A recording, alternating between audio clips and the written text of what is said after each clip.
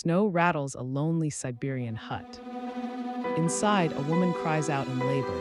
Icy boards creak beneath her. Desperate, her husband charges into the blizzard, raising a flaming signal.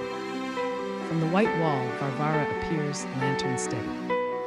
Calmly, she guides the mother, her fingers numb yet sure. Hours later, a newborn's cry lifts over the tundra. Banished from Moscow, Varvara was meant to vanish, yet life followed her. She walked storm after storm, delivering more than 10,000 children. When city doctors refused, she turned barns and kitchens into birth rooms, training village girls. Her work grew so vital that even officials quietly guarded her. Follow to meet the fearless women who kept medicine alive.